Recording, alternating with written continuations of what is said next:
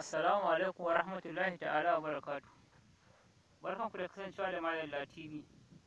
Ina fata idan baka mana subscribing ba, ka duba kasan wannan bidiyo akwai alamar jan rubutu da aka rubuta subscribe, sai ka danna, sannan ka danna alamar ƙararrawa domin ka kasance a sahun farko da wanda za su rika samun sabbin bidiyoyinmu a duk lokacin da muka sake su. Na gode. Insha Allahu a darasinmu na yau, darasi na 4, za mu yi magana ne akan yadda ake haɗa gaba, kalma da kuma jimla a harshen Hausa. Ga yadda abin yake. Kafin mu haɗa gaba, muna buƙatar baƙi da kuma wasali. Saboda haka za mu yi amfani da baƙaƙe da wasula wajen gina waɗannan kalma, wajen gina waɗannan gaɓoɓi. Mu sani cewa su gaɓoɓi ana gina su ne da baƙi da wasali, yayin da ita kuma kalma ana gina ta ne yayin da aka samu gaɓa biyu ko sama da haka, amma akan samu a wani lokaci gaɓa ƙwaya ɗaya ta zama ta tashi a matsayin kalma. Kamar misali zo, ka gaɓa ce, amma za a yi amfani da ita a matsayin kalma. Yayin da ita kuma jumla tana samuwa ne yayin da aka samu gamuwar gaɓoɓi da kuma kalmomi sai su ba da jumla. Yauwa ga darasin namu zai ci gaba. Yanzu sai mu karanta waɗannan wasulan, ma'ana wasula tilo ko kuma wasula marasa goyo da kuma masu goyo. Wannan wasula guda 5 ɗin farko su ne wasula marasa goyo, yayin da kuma waɗannan guda 2 na ƙarshe su ne wasula masu goyo, kamar yadda jawabi ya gabata a darasi na 3. A, E, I, O, U su ne wasula marasa goyo. Ai, au su ne wasula masu goyo. Saboda haka idan ka tashi gina kalmomi ko kuma gina kalmomi, dole sai ka yi amfani da waɗannan wasula da kuma waɗannan baƙaƙe kafin ka gina kalmomi. Gaɓoɓi na biyu shi ne za mu shiga babin baƙaƙe. Ba, be, bi, bo, bu, bai, bau.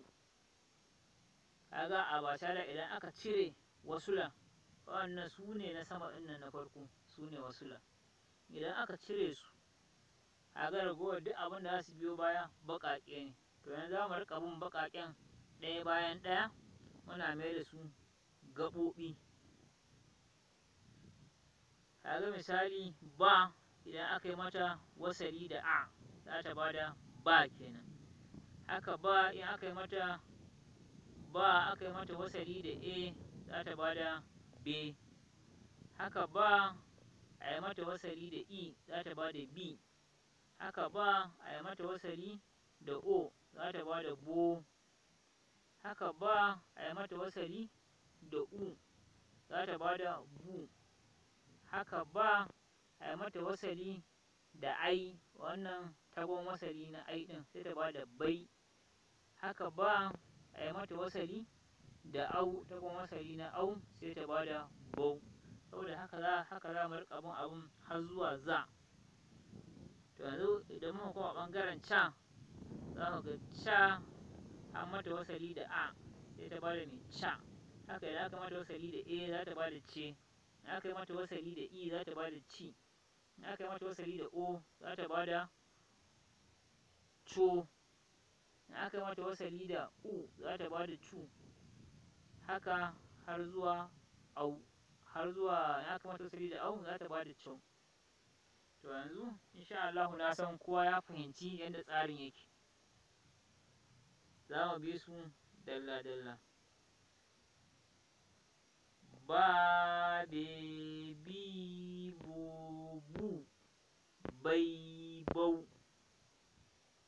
ca, ce, ci, co, cu, cai, cau, da, de, di, do, du, dai, dau.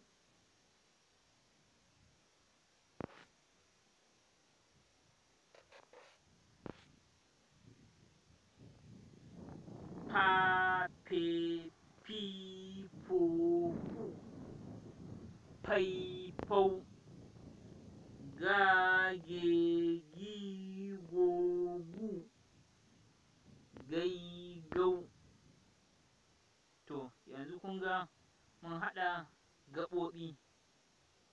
Mun yi na ba, mun yi na ca, mun yi na da, mun yi na fa, mun yi na ga. Waɗannan su ake kira da gaɓoɓi. Yanzu waɗannan da za su biyo bayansu su ne kalmomi.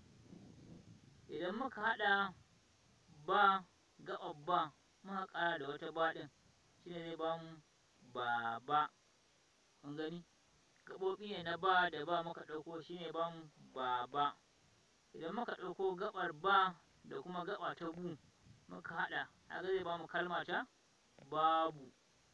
Haka in muka ɗauko gaɓa ta ca muka ƙara haɗa da wata gaɓa ta ca zai ba mu ca-ca. Muka ɗauko gaɓa ta co muka haɗa ta ci zai ba mu coci.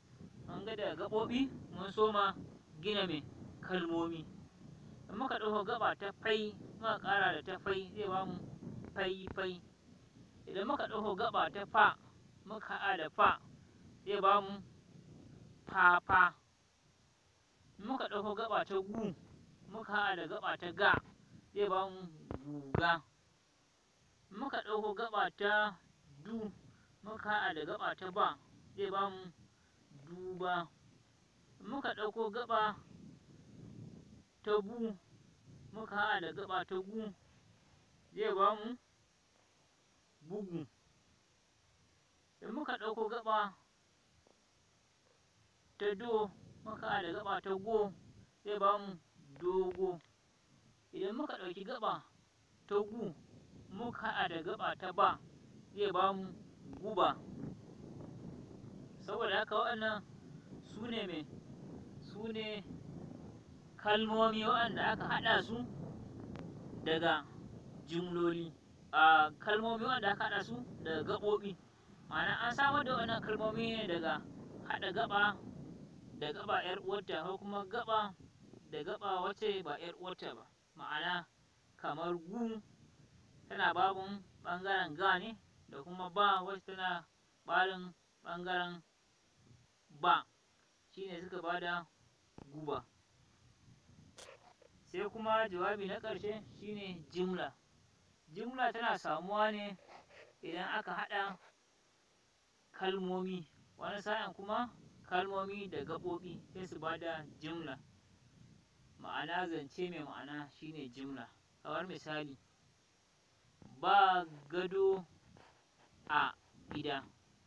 Kun ga nan mun yi amfani da gaɓa ta ba, mun yi amfani da kalma ta gado, mun yi amfani da wasali na a, mun yi amfani da kalma ta gida. Ma'ana ba gado a gida. Kun ga an samu zance mai ma'ana, shi ake kira da jimla. Muna fata wannan darasi namu na yau ya ƙayatar da ku na yadda ake haɗa gaɓa da kalma da kuma jimla. Ina fata kamar yadda muka bi a muka haɗa gaɓoɓinta, muka bi ba kai muka haɗa gaɓoɓinta, muka bi da muka haɗa nata, muka bi fa muka haɗa nata, muka bi ga muka haɗa nata. Ina fata muka bi fa ita ma muka haɗa nata.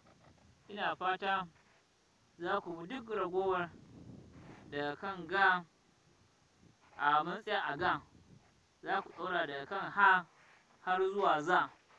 Ku yi amfani da takarda ko kuma littafi da fensil ɗinku kuma ku ƙarasa har zuwa za, ta yadda abin kuma zai taimaka muku wajen yi da kan naku, domin ta haka ne za ku ƙara ƙwarewa, tunda mun riga mun nuna muku yadda ake abin.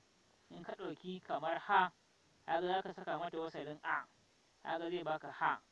In ka ɗauki ha ka saka mata wasalin e, zai baka he. To haka za ku bi har zuwa za, yanda za ku ƙarasa abin da kanku, ya zamana kun iya haɗa gaɓoɓi da kuma kalmomi, inda hali ma ku harhaɗa waɗannan kalmomin da gaɓoɓi su ba ku jimla mai ma'ana. Da haka shine za ku iya rubutu da karatu a harshen Hausa cikin sauƙi. Na gode, salamu alaikum.